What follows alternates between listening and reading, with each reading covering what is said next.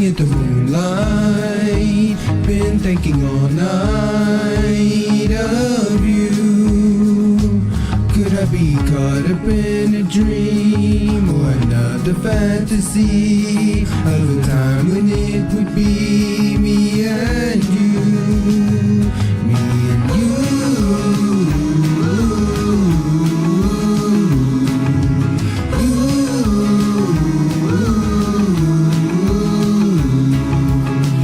In the moment, no, it's crazy, but it seems that these feelings have control. Now they got a hold of me. Sometimes I wanna go, but your heart won't let me leave. A hand I wanna fold, but I hold it close to me. I guess I'm gonna go, it's gonna be, it's gonna be. My heart you went and stole, and your gaze it brings me peace. My heart you went and stole, and your gaze it brings me peace. Forever on a stroll, a lonely road it's gotta be.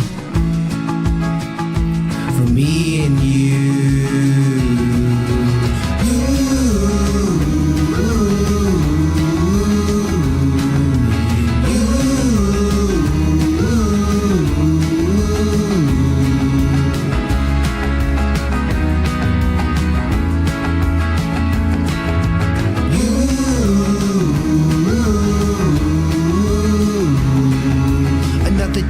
Now I guess it's gonna go. I stop to reminisce as the memories they unfold. I stare to the abyss, a place that I can go. Girl, I'm always gonna miss the love that I can show. Just wish that I could be there right by your side. Girl, I'd love you for forever and cherish you with pride. And do it for me and you.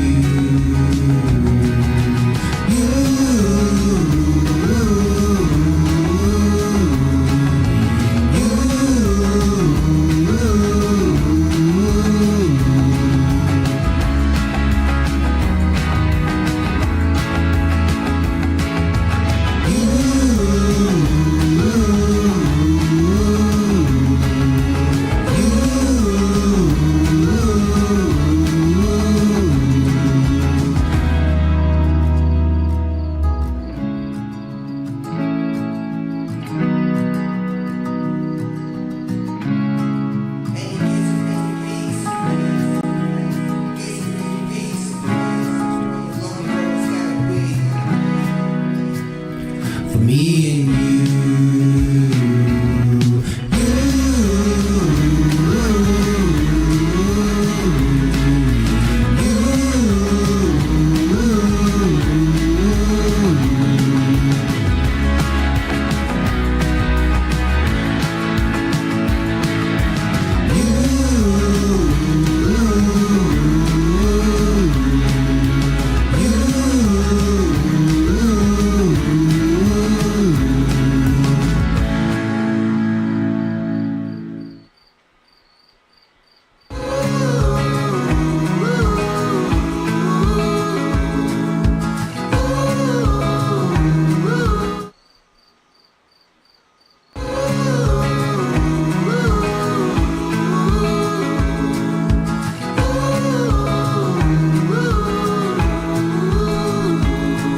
on the sunlight, staring at the moonlight, been thinking all night of you. Could I be caught up in a dream or another fantasy of a time when it would be me and you? Yo, yo, yo. What is up, YouTube?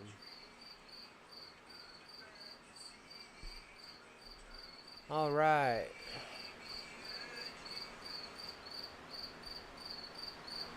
Make sure our audio is working here.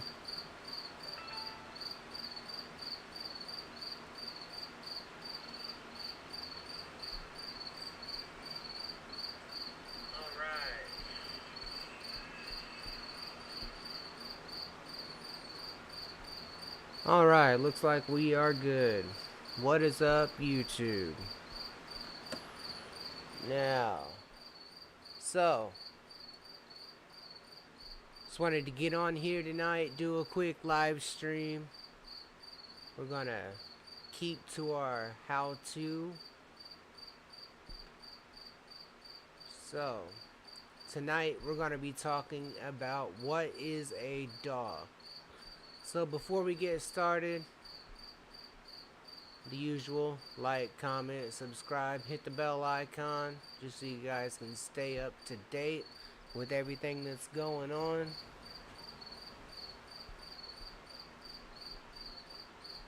Looks like we got our audio a little bit better than what it has been.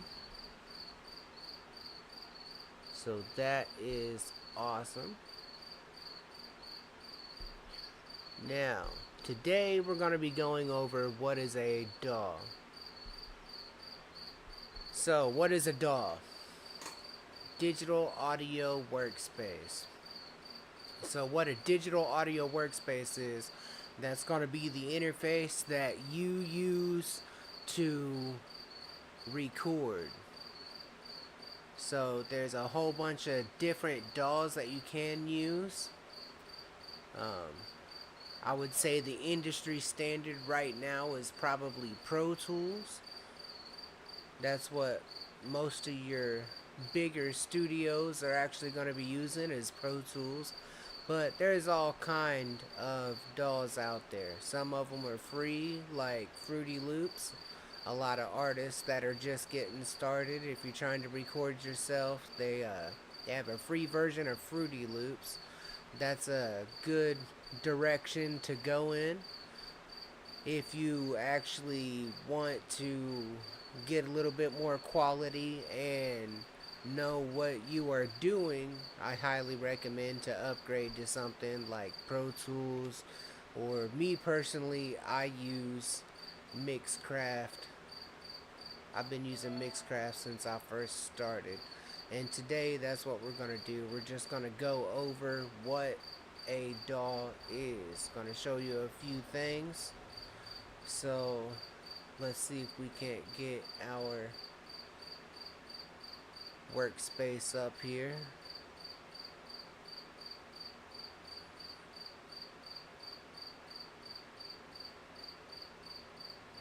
Alright, so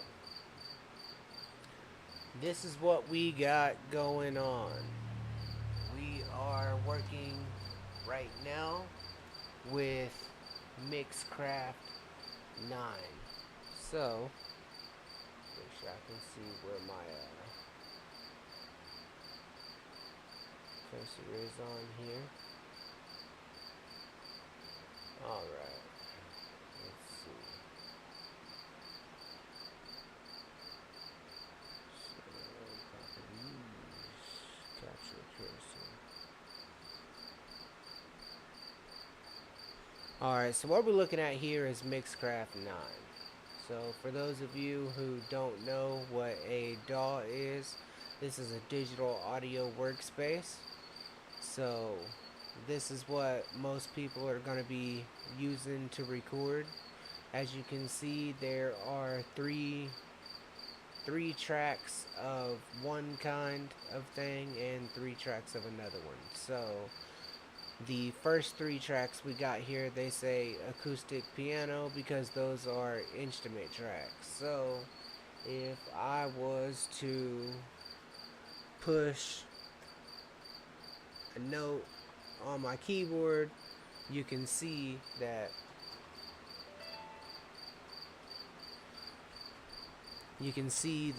those will play music. And then we have our audio tracks. So right here on track 3, you see right there we have our audio tracks. Now if you were trying to record a song, so that's what we're going to start with. So we're actually going to remove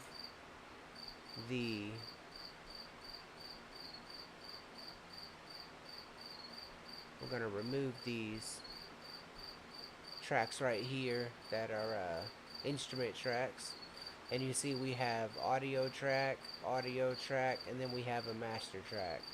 So we're just going to go over a few things right here. First thing that you need to know about a DAW, obviously, is how to make it work for you. So we are actually going to go in here and we are going to find a beat that we are going to upload in here.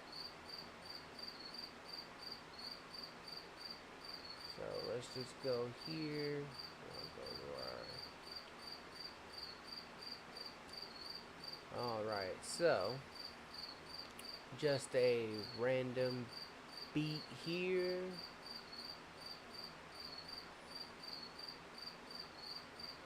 So when you're trying to drop a beat in here, you would take it to your first audio track and then you would drop that in there. You'll see down here at the bottom it's actually loading the beat into the studio, and then your beat pops up at the top.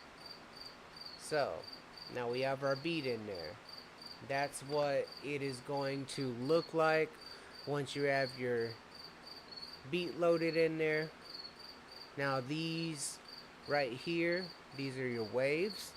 So as you are recording, you'll actually see waves pop up on your audio track. Now I actually have a song recorded with this beat right here, so I'm actually just gonna go ahead and pull that one up.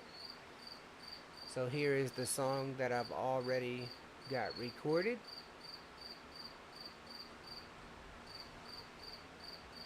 Now you can see here there's a few different things going on. So first of all, to start recording, obviously this is your record button.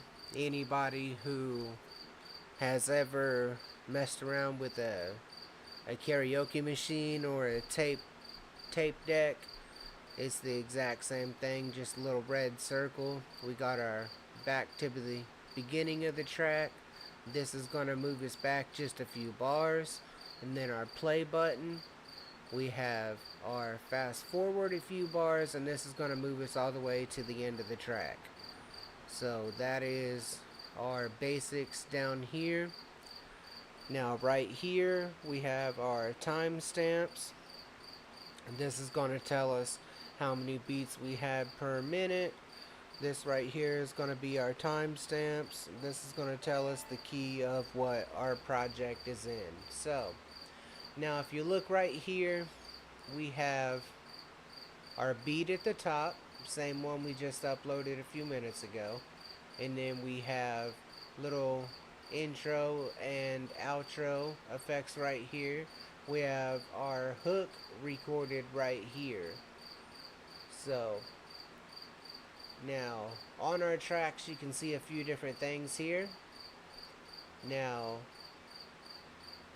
this right here, so our vocals that we have recorded here are on track 3. So in order to record vocals, what you're going to do is you're actually going to go to the arm key. So you would arm that, and that actually arms your microphone to be able to record. So there's a little arrow right here, and if you move this arrow, you click on this arrow is going to show you everything that you have as far as your audio devices to record with. So as you can tell, I have a couple different things. Now what I record with, I always record with, this is my interface right here. So this is actually what runs my microphone, what runs my speakers. You'll always want to put it on stereo so it records on both channels, left and right. If you put that on left channel or right channel, you will only hear that out of one ear. So next to that we have the FX. That is your effects. After you get your song mixed, that's what's going to give you all your VSTs to be able to mix the song down. All your effects and all your tools to mix it down are going to be here. Up here, these are just chains that are pre-made. You can actually pre-make some. A lot of my songs right here, I already have like a vocal chain mix that I use for most of my vocals. So once you figure out your sound, you can actually go in there and you can make your own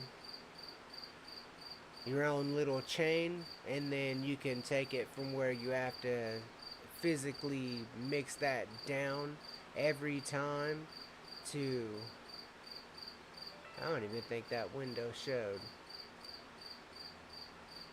So you can make your own sound, but this is going to be your volume track, and then this is going to be solo.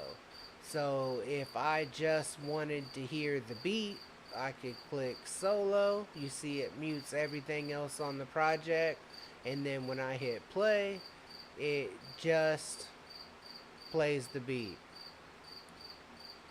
Now, say that I want to hear just the vocals. I can move this down here, and then I can hit solo and press play.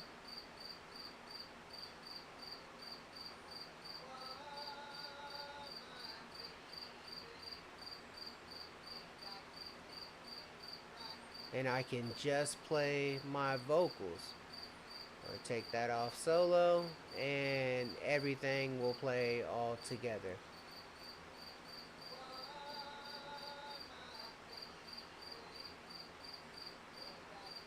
And baby, ride with me, spend all your time with. And see, all of that will play together. So like I said, if I want to solo something, just hit solo. It'll just play that one track. And then if I want to hear everything together, if I want to just solo the vocals, I can solo the vocals. Baby, and I keep singing, baby, ride with me, spend all your time with me, ride with me, all on my mind, baby, ride with me, as we. Now next to solo we have mute, so we can mute certain tracks. So this is just going to be the opposite of solo. If you want to only hear certain tracks, then that'll actually mute the track. Oh, my baby, and I keep singing, baby. That'll mute the tracks, just the opposite of your solo. Now this little speaker icon, that is going to be your monitor to actually monitor that track in your headphones as you're recording it.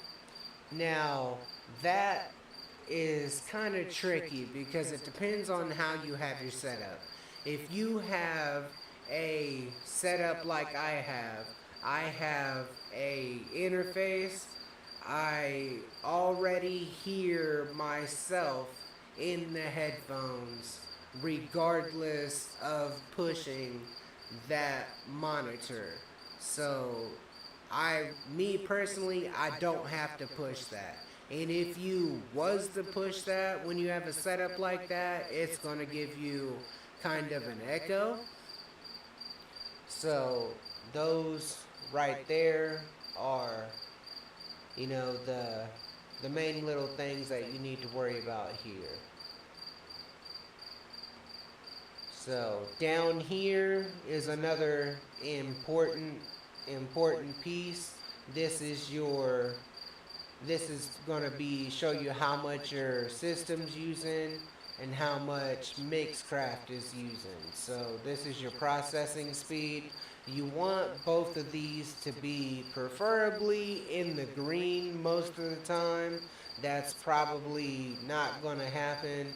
It'll kind of vary, as you can see, between green and yellow red like that is bad. You never really want it to be in the red while you're working. Most of the time while you're recording, that really won't go in the red unless you're running a whole bunch of other programs. You can see right now with me running my streaming program, it's actually kind of bouncing back and forth between, the green and red, showing that half of my system is being used right now. Really, once you start getting a lot of effects, it might push it a little bit into the red. Um, if you have a good processor in your computer, some good RAM, then you really shouldn't have to worry about that. If you have just like an all-in-one computer that's not built for your high capabilities, then you're probably gonna push your computer quite a bit.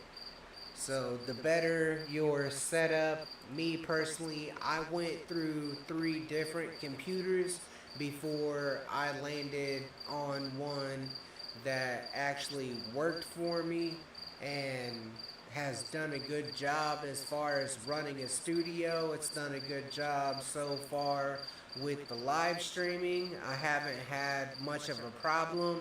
Now, myself, I'd love to be able to tell you, oh, I went and I bought a Dell, or I bought a HP, or even a MacBook or something like that, but mine personally is a home built. Everything that is in this computer, each component was purchased separately, down to including the case that the tower is built in. So everything on this computer is completely home built. Each piece came in the mail one by one and was installed into the computer.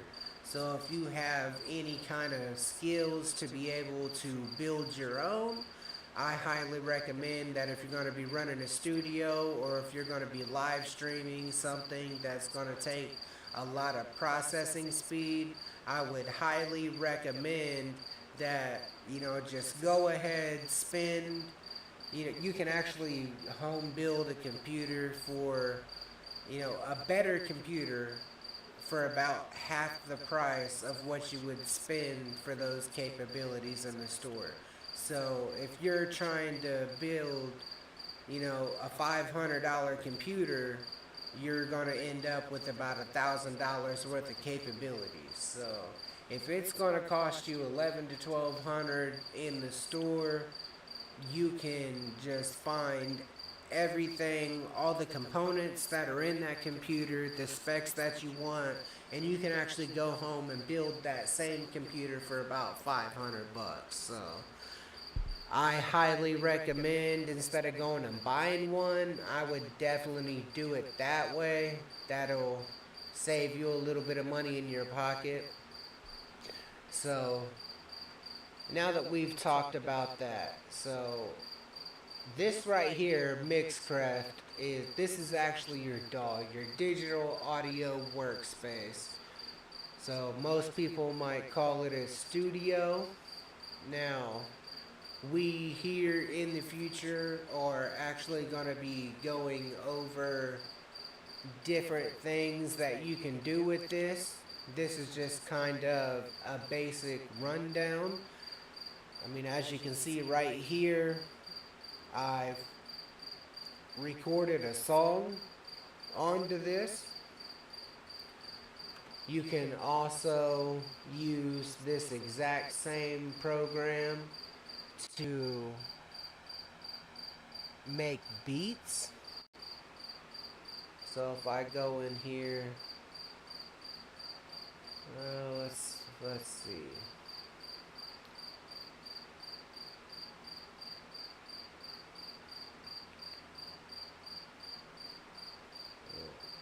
This would be a good one right here. So as it loads up this program, like I said, you can not only can you record with this program, you can actually make beats with this program.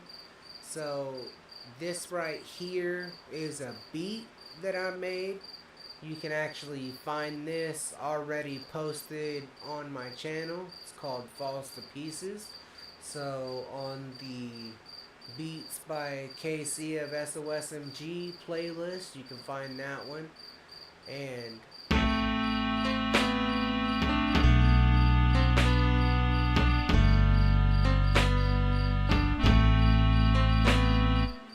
now, this is just one way of making beats on this. This is all MIDI right here. So I have two different keyboards and a couple different drum machines hooked up. They're all MIDI. So everything that you see on this is each one of these is a note that was hit on a keyboard. So it can be kind of tough doing it this way. It's a little bit more work. You got to know a little bit more about like quantizing the beats and stuff to keep everything on track. But as you can tell, you can actually make your own beat, and it actually does sound pretty good.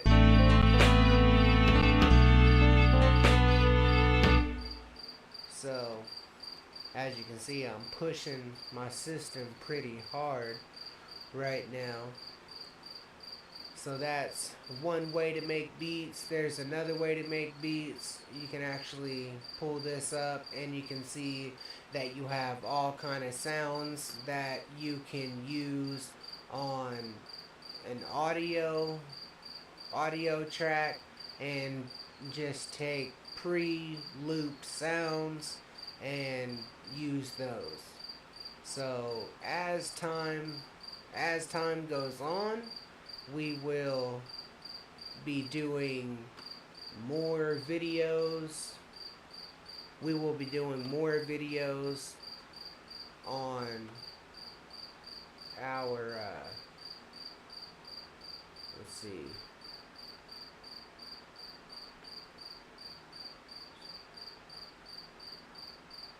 So as time goes on, we will definitely be doing more videos on our how-to, actually doing how-to record videos, so you can actually see how to record a song.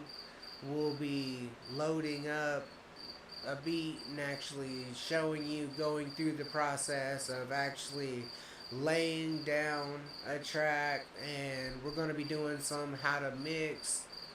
Tonight I just wanted to hop on and kind of go over the basics of, you know, what is a digital audio workspace. So that's kind of the introduction if you're going to be working with any kind of musical engineering, whether it is, if you're going to be working with making beats, if you're going to be working with recording music, anything that you're going to be doing, you're going to be doing that with the digital audio workspace. So like I said, there's, you know, you have Mixcraft, Pro Tools is kind of like the industry standard. They're Fruity Loops. You can actually get a free version of that, and I believe you can actually pay for it too. So depending on what one you actually get, some of them are going to be harder to work than others. You're definitely going to have to sit down and learn. This ain't something that you can just load it up, hit record, and just dive right into it without any kind of knowledge of how to work the program. You're actually definitely going to have to watch me personally, the way I did it. I actually had friends that used the same program. When I first started out getting my music recorded, I would always sit there with the engineer. Shout out to Jehovah on that one. Y'all check out his YouTube channel, Jehovah Reacts. I would always sit down with him and watch how he mixed my songs. And then I got my own studio, started out simple with just a laptop and a little condensed USB mic. I think my microphone cost about $15. So you don't have to, when you're first starting out, you don't have to throw down and have a $5,000 setup. I think when I first started to branch out on my own, I think I spent $50 on a laptop, $15 on a microphone. I believe that my first copy of Mixcraft, it was like $60. So, all together, I believe I had maybe $130, maybe 150. Like, I really didn't have that much in my first setup. And as time went on, I bought a little cheap set of studio monitors. I went on to upgrade those, and just now where I'm at now, I didn't have all the MIDI stuff to begin with, so you can actually still make beats and stuff with musical typing. That's something I'll show you, to where you can actually use your computer keyboard to play out notes just like you would with a MIDI keyboard. So as time goes on, we're going to do more how-to videos explaining on how to record and engineer and do all of that stuff yourself.